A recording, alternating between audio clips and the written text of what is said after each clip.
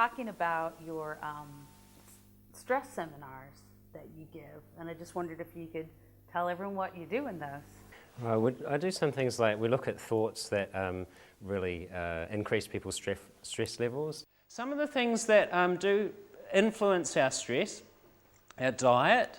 Okay, if we're not eating in a certain way, we're obviously going to get tired, and therefore that's going to put pressure on the way or on how we feel. Okay, we don't function at our peak.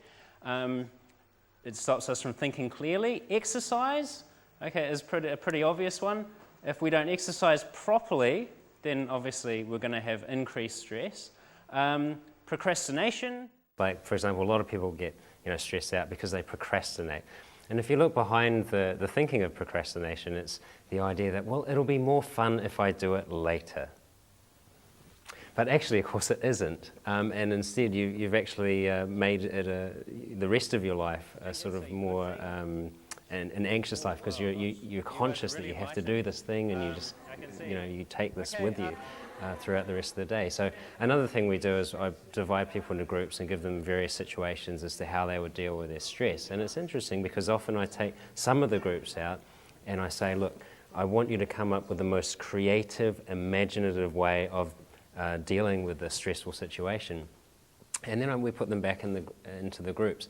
And invariably, those groups have a much, much more interesting, dynamic, powerful way of dealing with the stress, with that situation, than the other groups who I haven't given the suggestion of creativity and imagination to.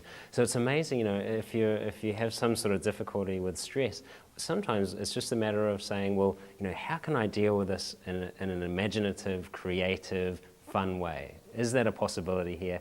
And once you explore that and maybe get ideas from your friends on that and consult, then you're away with the fairies pretty much. Okay.